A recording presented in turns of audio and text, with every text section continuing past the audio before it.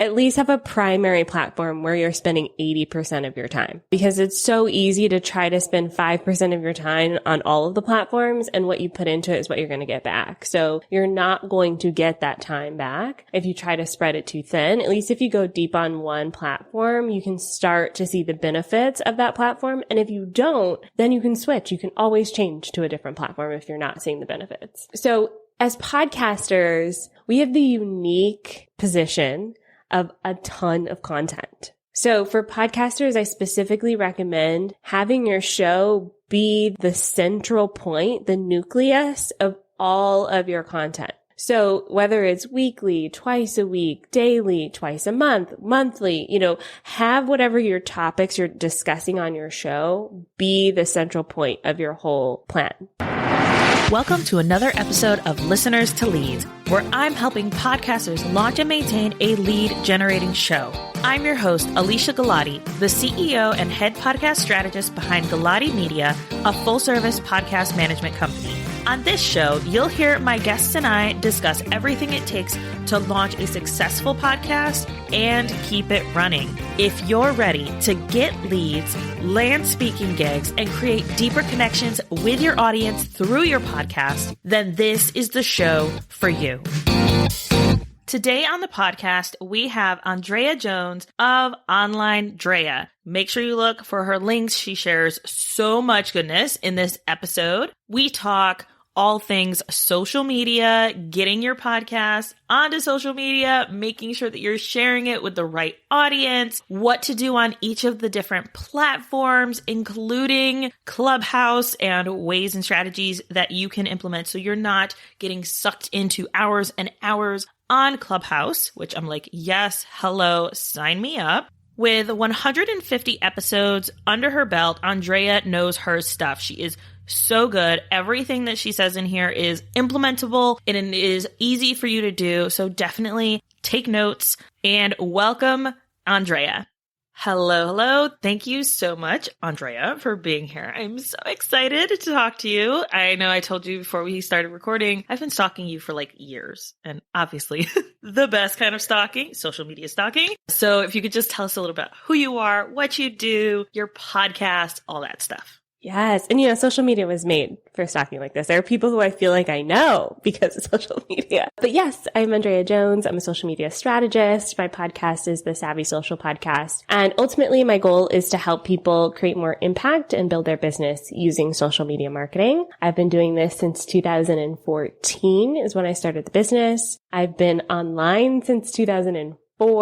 Like an OG. But yeah, this is my way of showing up in the world, and it's my life, honestly. I met my husband on YouTube. I spend a lot of time on the internet, and so to be able to have a job around that is kind of cool. Okay, now you have to tell me, how in the world did you meet your husband on YouTube? Yes. I mean, we were talking just like you and I were talking. We did a little interview on YouTube and we were trying to grow our channel. So we were doing this with a lot of other people, but we just clicked and we kept talking. I lived in Atlanta, Georgia. He lived in Toronto, Canada. We were like, this is crazy and wild. And why would anybody do this? My friends were like, he's probably a serial killer, but it worked out. And here we are. Wow. Oh my goodness. What a story. That is awesome. I love that. So your podcast, Savvy Social Podcast, just hit 150 episodes, which is like, oh my goodness, how incredible. So how excited are you first? And how in the world did you make it through years of podcasting? Because I know with podcasting, there's ebbs and flows. We've got people listening who they're just starting out a podcast and they maybe have their first 10 episodes and they're like, whoa, 150? How in the world do I get to that? So tell me all the things. Yeah. Those first 20 episodes were the hardest. They were like absolutely excruciating. I remember my first episode, I wrote down every single word that I was going to say in the episode because I was so nervous about it. Even though I'd been doing video content for years on YouTube, it felt different as a podcast. But I love it. I love podcasting more than video content now. And one of the things that helps me stay consistent is kind of planning ahead. So I used to think I was this free spirit. I'll just turn on the mic and let's see what happens. No, what happens is nothing if we do that. Yes. And so I plot out my episode topics. Like right now, we're recording this in May 2021. I have episode topics plotted out through the end of August. And so every time I get an idea, I put it down as an episode topic. And then I do record in batches. So I'm actually about to do a big batch coming up so that I can take some time off over the summer, which really helps. And then when I hired my editor, like I said, those first 20 episodes were so challenging. But once I started to see people's response to it, like for me, my podcast is the middle of the funnel. So people discover me, they listen to the podcast, they listen to a bunch of episodes and they go, we have to work with Andrea. So for me to see that happening, I was like, oh, I need to invest into making sure that this is going to happen every week, nearly every week. And so hiring a team to support me was really what helped me keep going after all this time, coming up on 3 years. Yes. Oh, it's so incredible. I think a lot of people, they go into podcasting thinking that, it's easy. I can just slap it together. And there are podcasts that do really well doing that. But when you want it to bring traffic to your business and get you clients, you kind of have to level up a bit. And I think some people don't realize how much goes into the editing, how much time goes into it. And for those of you who don't know, it takes about 4 times the length of an audio. So to really dive in and make sure that it's good quality. So a 30-minute episode takes about 2 hours to edit, which is like, if you don't have time for that, then maybe you should rethink how often you're going to publish. So what kind of made you decide, hey, I'm going to have a weekly show? Was it that you were like, bi-weekly is too much, every other week isn't enough, I'm coming up with so much more content? I mean, you've planned out all the way for the next few months, which I think is so fantastic, especially with the summer lulls. People want to go on vacation. People, like, come on, you don't want to do that. But what made you decide to go with a weekly show? I actually took a course, 2 courses that really helped me with this decision. One was Pat Flynn's podcasting course. Weekly seemed like something I could commit to based on kind of all of the things he talks about in that course. And then I did a challenge with Podcast Movement, which really was actually what helped me apply everything I learned. And in that challenge, it was like posting weekly, which really helped with the consistency piece. Now, I definitely, especially in the first year, missed a lot of weeks. And then I committed to doing it, weekly after that. It's just a really good cadence for me. Twice a week, I would love to do. I do not have the bandwidth for that. Like so I run an agency and it's so many moving pieces. Our clients are like all celebrities in their own right. So there's like so many moving pieces with that I can't commit to that. So instead of committing to more episodes, we've committed to improving our weekly episodes. So we added in video podcasting in the past year, which really helped for discovery. We're playing around with different audio techniques and things like that. So weekly is a really good cadence for us. Yeah, I think understanding yourself, what your capacity is, how you work best is definitely going to help you figure out what that consistency looks like for you. So obviously you run a social media agency. How do you recommend, social media, there's so much to it. There's so many platforms. There's so many new things that are happening. Just last month, like you said, we're recording in May 2021. Last month, Apple Podcasts came out with some changes with them. Of course, Facebook, as to not be, overdone or overshadowed by Apple Podcasts, said, hey, we're doing stuff with podcasts too. Partnered with Spotify to create almost like a Clubhouse meets Anchor kind of thing, which I think is just like, guys, give it a rest, but whatever. So let's kind of switch gears here. How do you approach social media as a podcaster, as a business owner, without wanting to pull your hair out and lose your mind? Yeah, and I definitely recommend one platform. Don't try to do the most and do them all. At least have a primary platform where you're spending 80% of your time, because it's so easy to try to spend 5% of your time on all of the platforms, and what you put into it is what you're going to get back. So you're not going to get that time back if you try to spread it too thin. At least if you go deep on one platform, you can start to see the benefits of that platform. And if you don't, then you can switch. You can always change to a different platform if you're not seeing the benefits. So as podcasters, we have the unique position of a ton of content. So for podcasters, I specifically recommend having your show be the central point, the nucleus of all of your content. So whether it's weekly, twice a week, daily, twice a month, monthly, have whatever your topics you're discussing on your show be the central point of your whole plan. So kind of my approach to social media involves this 3-part framework. And with other businesses, I'm helping them develop that content. You already have it. The first part, which is your message, what you're bringing into the world. So then we're going to turn those into social media posts. So break them down into little concepts. You can obviously have a post that promotes the new episodes as they come out, but think about other posts that you can have around your podcast topic that will pull people in. So if you're an audio drama, for instance, you may want to have a question like that goes really deep on maybe the location that this particular episode is happening in. Or if you're an interview-based series, maybe you're going to have a post that asks a question about the topic that your guest brought up on that episode. So really use your podcast as the jumping off point for the rest of your content. And I typically recommend giving yourself a time limit here because it's just like learning any new skill. You could spend hours on social media and some of us don't have hours. So I recommend 1 hour. So this is outside of like the podcast stuff, an additional hour just on like recreating that into different social media content pieces. The first time you may only get 1 or 2 posts. That's fine. We're just learning a new skill here and you'll get more as you practice. And then outside of posting content, so you've got your message, you've got the actually posting content, then you want to actually get people to see it and have people interact with it. And a lot of that is proactive.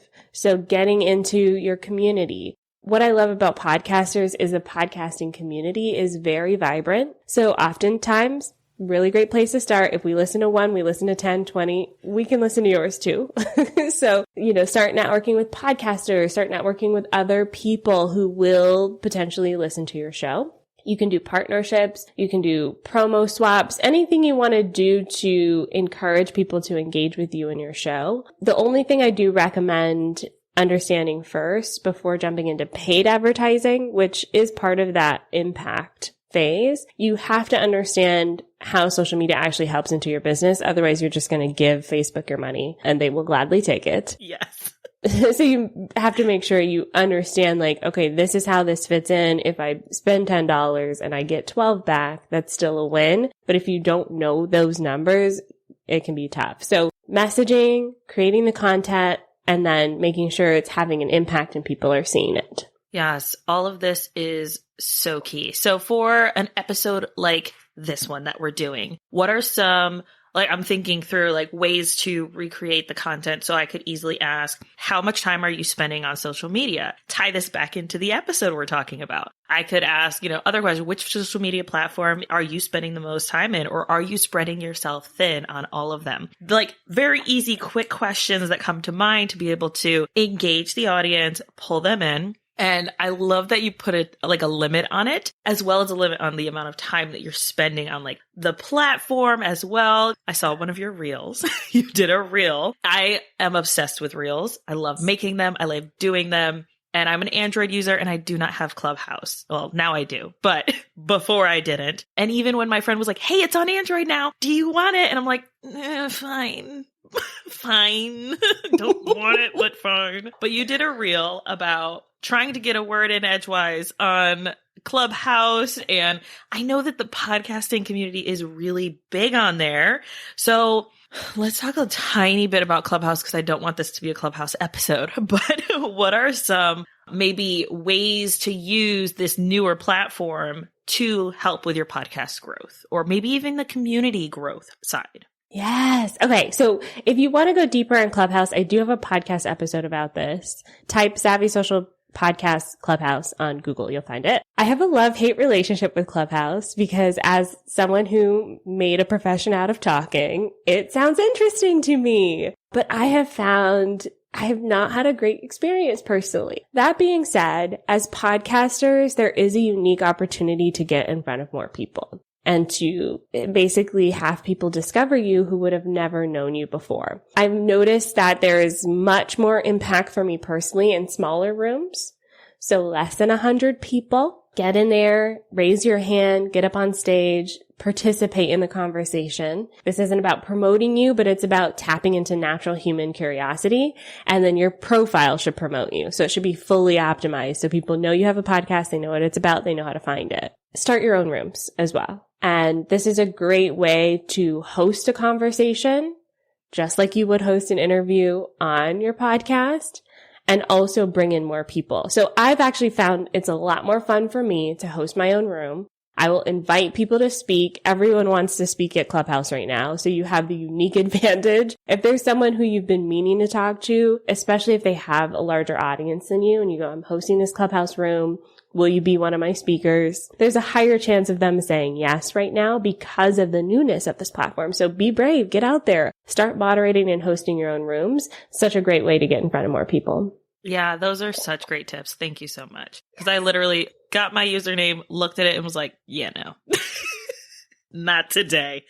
I'm in the middle of 2 launches. There's no way that I'm going to be able to like participate, because it does take time and effort to actively listen and then say, okay, I have something that I can contribute to this conversation. Because you don't want to just get up there and be like, oh yeah, hi, what was the question? Right? And that's what I think too, is that because it's live, it is challenging, because when you join a room, you're already in the middle of a conversation. Yes. I love it so much. Awesome. So what are maybe some platforms that you recommend that podcasters really focus on right now? And I know that really it depends on where your listeners are hanging out. So for some people, it might be Twitter. I don't do Twitter. I don't like it. I don't understand it. There's just nothing in my brain that's like, yeah, no, quick snippets don't make sense to me. I need a little longer, not like blog posts, but a little longer form content for me to be able to get my thoughts across. But I know Instagram has a really, really good podcast community. If you're using the right hashtags on there, you get a lot of traction. Facebook is also good. I mean, Facebook is Facebook. They change so much. It's like, what's going to happen? But let's talk a little bit about, like you mentioned, people can just go and search for Savvy Social Podcast and you show up. So that sounds SEO to me, like optimizing your podcast, making sure that you're showing up on more than just social. Can you talk a little bit about maybe some strategies that you've used to ensure, you have 150 episodes. Obviously, you're going to have more content for people to find, but what are some ways that you recommend people kind of start that journey? Yeah. So the first question about which platforms, Instagram, Twitter, and LinkedIn are kind of what's hot right now for podcasters because it's easy to search and connect with people. Facebook makes that very challenging. They kind of have to find you first, and I don't like that strategy at all. I want you to be proactive and spend that time every day, like networking and engaging. If you're B2B, LinkedIn is an easy one. And I'm seeing some beautiful things happening over there. So check that out. Twitter, if you don't like it personally, don't try to do it. So even if I say LinkedIn is best for B2B, if you log on and you go, my brain hates all of this, just don't worry about it. Just find another one. Because I promise you, your audience is on almost any of those platforms. Twitter works great for those brands that aren't as visual and that like more politically inclined brands do well there, like hot topic, but hot button issues. And then Instagram is kind of really the most popular one right now. It's easy to get started. There's like 6 platforms in one. So depending on if you like video, if you like images, if you like stories, there's a lot there that you can play around with. And it's part of the ecosystem of the platform to connect with other people. So it's not weird if someone you don't know follows you, right, on Instagram. And so you can start doing that process. Find people, connect with them. It's not weird for someone to send you a DM and said, hey, I just listened to your podcast. That's awesome, right? So Instagram is really great for that. Outside of social, so my philosophy on my podcast is I want as many people to listen to it as possible. So I put it everywhere. It's on all of the platforms. And then this year we started with YouTube as well. People don't actually listen to a lot of the episodes on YouTube, but they find us on YouTube. We get messages all the time where someone searched for, Clubhouse for podcasters, landed on our podcast episode, and then went to Apple Podcasts or Spotify to listen to it and to subscribe and listen to more episodes. So we hear those stories all the time. As far as SEO goes, I do make sure to put social media as much as possible in my titles so that people can find them. And then I also create blog post style web pages on my website that Google loves so that people can also find it. And I use Libsyn, so I embed the Libsyn player, but I also embed the YouTube video because YouTube and Google are the same thing. And they love to see people who embed videos. So I'm basically kind of playing the game there with that one. Oh, that's such a great strategy. I love that. For people who are considering using YouTube for their podcast, one thing that I recommend that people do, and I've heard YouTube people say this as well, taking a section of your podcast episode and then redirecting people to then listen to the full episode, or maybe doing your own video where you kind of go through the main highlights, like a separate thing, and then direct people to get all the good, juicy information at the episode. But I love that for the SEO side and people searching on YouTube and then embedding it onto your blog post is like, it's brilliant. I absolutely love it. It's so good. I have seen people use platforms for video, like they're putting their video podcast on both YouTube and Vimeo. I love that you're doing more YouTube. Google, now that they're indexing podcasts, they started doing that back in 2019, I want to say, when they came out with their Google podcast, and they were like, yes, we are going full in on this. And they wanted a piece of the action like everybody else. And so they are listening or reading your podcast, and then they match it with both your Libsyn or your Buzzsprout or whomever you use as your host.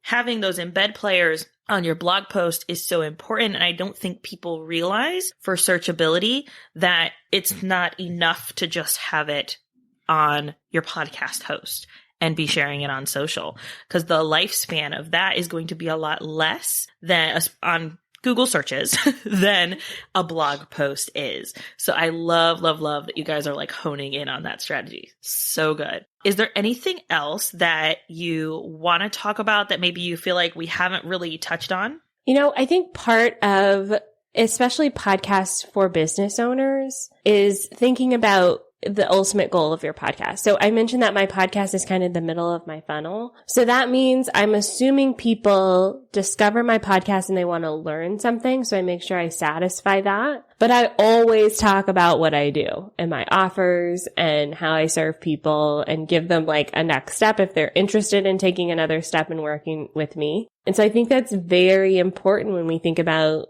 kind of like structuring our shows, is like, if someone were to listen to all of these episodes and they loved us, what do we want them to do with that information? But also you can supplement your podcast in other ways. So I do have podcast sponsorships as well. I don't have any advice on how to get sponsors because they all approach me. And I think that really just is because my show is so niche about social media. But it's a really great way for me to fund my team. So fund the YouTube angle, fund the, weekly show idea. So don't think that you have to do everything and all of the things.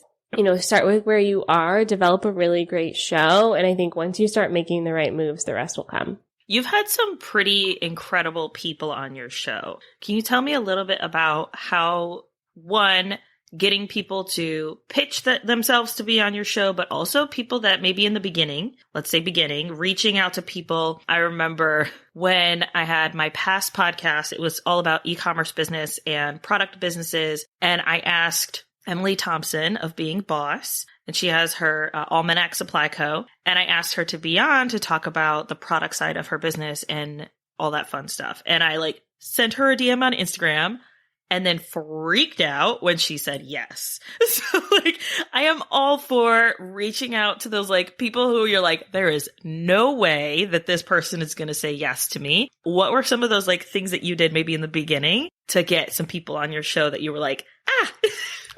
Yeah. And it's exactly how you mentioned. It's all about relationships. And I'm super big on flattery. So if I want someone to be on my show, it's not for any other reason than I want them to share their amazing knowledge and expertise. And I think that's really the positioning piece that some people are missing, because, we get pitched for shows all the time and they're really about I want you on my show so that you can share it with your audience. And I'm like, what's in it for me? I feel like I'm just helping you out. But if you start, I love Emily. I just taught actually a class in the Being Boss Clubhouse. If you're in there, check out the LinkedIn course I just taught. But going to Emily and being like, I love everything you're doing. I've been listening to this and that episode. I love your book. I love, really diving into I love this. You have Almanac Co. I would really love for you to come and share your expertise and talk about this so that my audience can learn from you. Most people are like, oh, you want to hear my thoughts? Yes, sign me up. And so you kind of approach it from that perspective. Now, I will say with my show, being like as long as it's gone, we're actually doing really well with the show. Like we're in one of the top 100 marketing podcasts. So we see so many pitches from people asking to be on the show. If it's copy and paste, it's almost always a no. The pitches that get our attention, we've had people send videos that are like, hey, Andrea, here's why I want to be on your show, really stand out. But also because we're so far planned, and we actually have little themes now for each month for the podcast, we're planned out so far in advance that if you apply to be on the show, yeah, we may record now, but it's not coming out until November. And so we need the people who can see what our show is about, see what the topics are, and know that whatever they bring to the table has to align with those topics.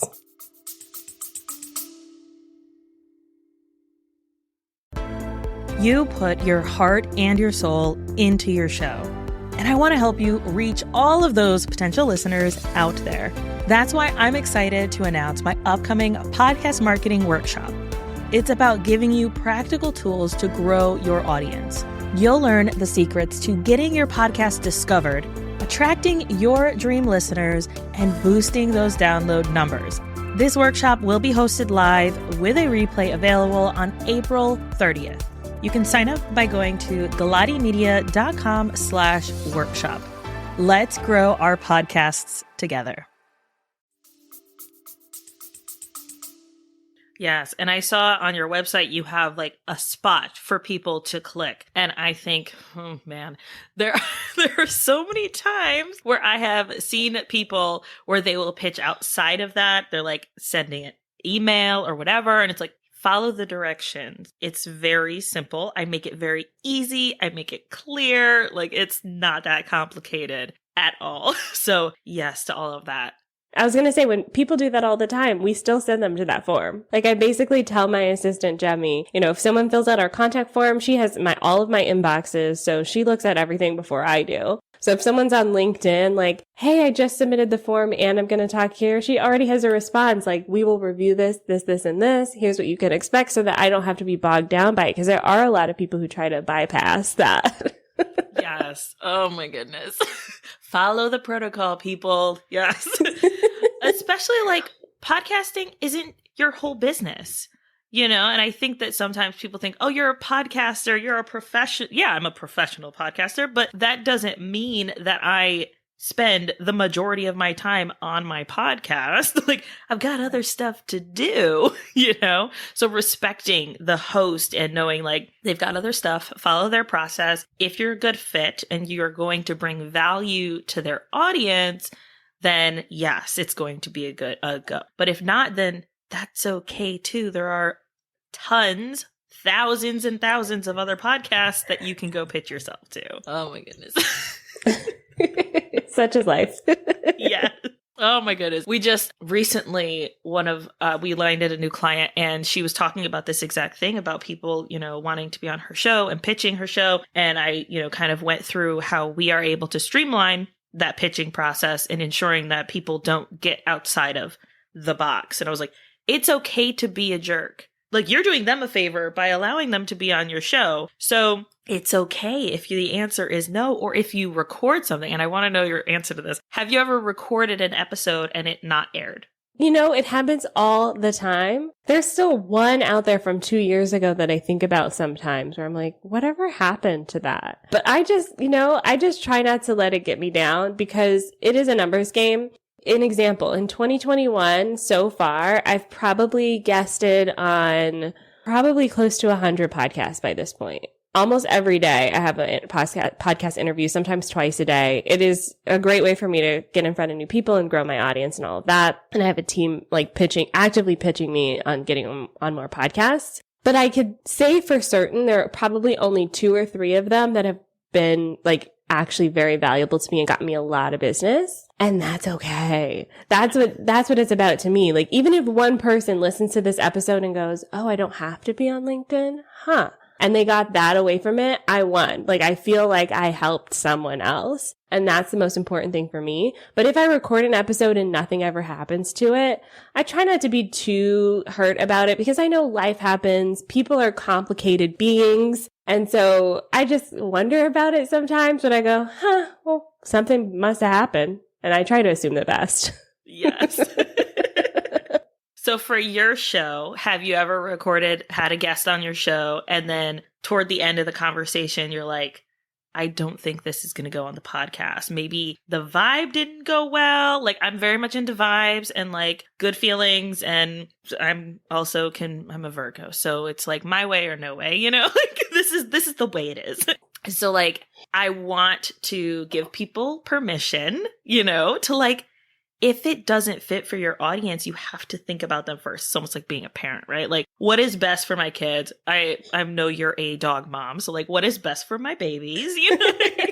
So has that ever happened for you where it's this like, ugh? Yeah. I've had only one that I can think of that I should have done that with, and I did not. So I'm a Libra. I'm like, let's not ruffle any feathers.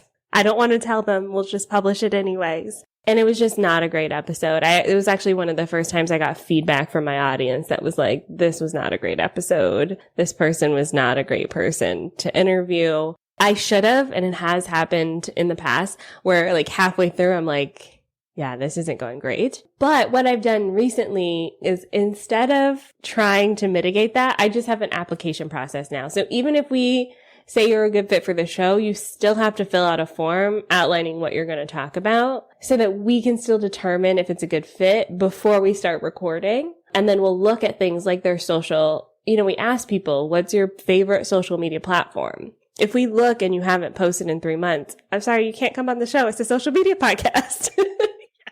Or maybe there's a story behind that. If there's a story behind it, tell us. Like maybe you took 3 months off. We could talk about the planning for that. That's great. That's good content. So we try to mitigate that now by asking a lot of questions before that person gets on the show. And then honestly, because I've been doing this for so long now and I've done so many interviews, a lot of it comes from my interview skills. I think I have still so much to learn about this, but every person has a story to tell. And if I can at least get something from them, pull something from them that could be great for the podcast episode, I still feel like I can salvage it into something that would be interesting for my audience, because that's who comes first when it comes to that content. Oh, I love that. Let's end on that. Your audience comes first every time for your podcast. And I love that your audience gave you feedback. And that you were open to receive feedback, because I know, especially as a Virgo, that can be challenging. Listen, it's challenging for everybody. Yes. Yes. The external feedback, the internal feedback, they're at war with each other all the time. But I love that you were open to that and like, okay, yes, I see it. I hear it. Thank you. Yeah. And that's the thing too, is that I try to create open space for that. And I don't listen to everything. Like I've had people comment before that they don't like my voice. I'm sorry. I can't help you with that. Just go find another podcast. Like there's so many of them. Do you have a way, because I know you have a team, do you have a way that you filter out that stuff, or do you like actively look?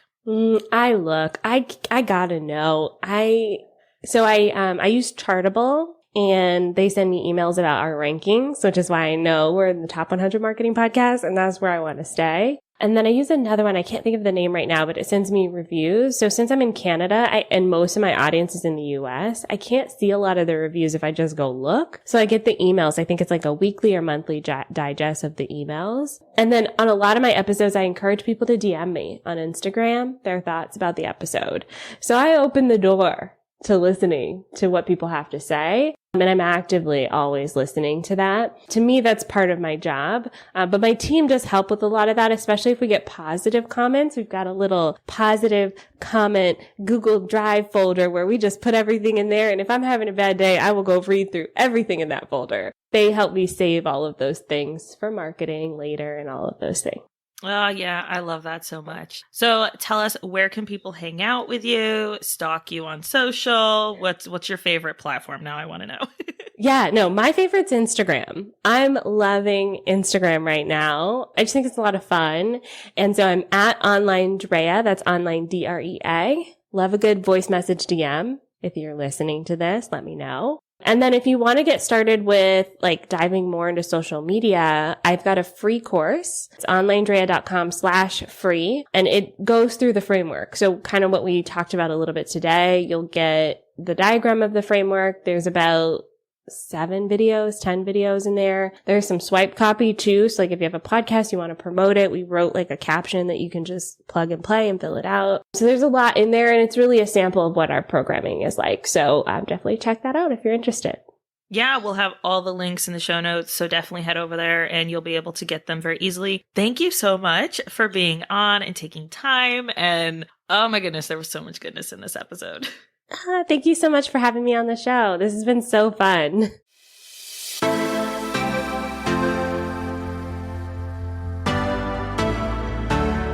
Thank you so much for listening to this episode of Listeners to Leads. If you found something in this episode valuable, I would really appreciate it if you shared it with a friend who you know would also get value from it. Want to send me a message? My favorite place to hang out is Instagram. You can find me at alesia.galati. Let me know what your favorite takeaway was from the episode. And don't forget, turning those listeners into leads is actually easy.